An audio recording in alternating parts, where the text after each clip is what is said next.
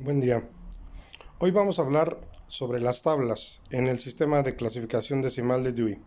Ya hemos visto algunos otros aspectos importantes y si eres de las personas que se han tomado la libertad de tomar notas, de confrontar lo que se dice aquí contra los esquemas de clasificación, entonces hoy con seguridad estás mejor que el 80% de los clasificadores que utilizan el sistema sin comprenderlo.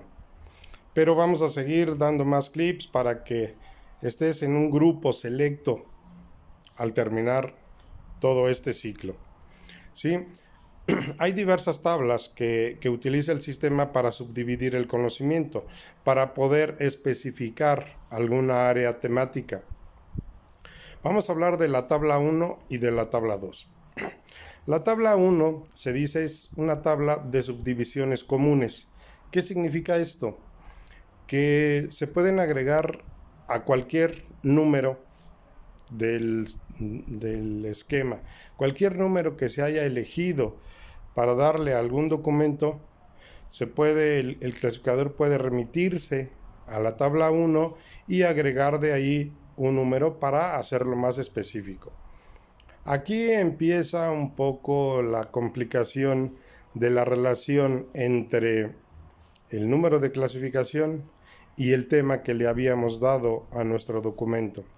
Si tenemos un tema, entonces vamos a ir a buscar al sistema de clasificación el número que corresponde a ese tema dentro de la disciplina correspondiente.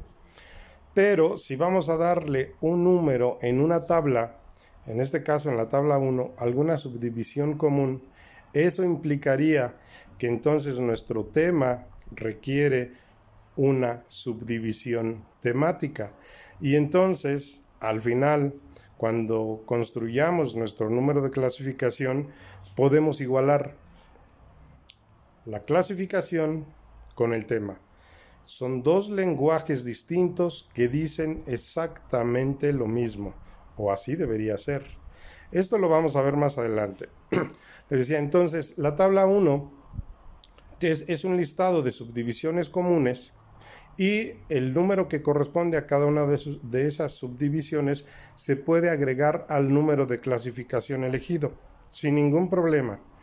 Esta es la única tabla que se puede utilizar a criterio del clasificador.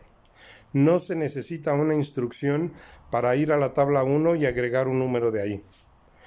En ocasiones va a estar la instrucción, pero no es necesario. La tabla 1 se utiliza para todos los documentos siempre y cuando sea necesario. Entonces, dicho esto, vamos a pasar a hablar de la tabla número 2. La tabla número 2 es una tabla de subdivisiones geográficas. Es decir, si el tema que estamos tratando se refiere a un área geográfica específica, entonces necesariamente debemos recurrir a la tabla número 2, buscar allí el lugar correspondiente y agregarle a nuestra clasificación el número que se le asignó a esa área geográfica de la que estamos hablando. Entonces no es muy complicado, aunque por haber tantos nombres geográficos, la tabla podría ser un poco difícil de trabajar, pero está subdividida por regiones, por países, dentro de países, no sé, condados, estados, y dentro de esos, ciudades, poblados, accidentes geográficos, etcétera. No es complicado si tenemos en nuestra mente bien estructurada la situación geográfica. De cualquier manera, vamos a hacer ejercicios al terminar estos videoclips y vamos a ver cómo se utiliza cada una de estas cosas. Pero la tabla 2 sí requiere una instrucción. Agregue número de la tabla 2. Si no tenemos esa instrucción, no tenemos por qué ir allá. Y esto es porque, dependiendo del esquema con el que estemos trabajando, algunos esquemas la clasificación ya implica el lugar geográfico.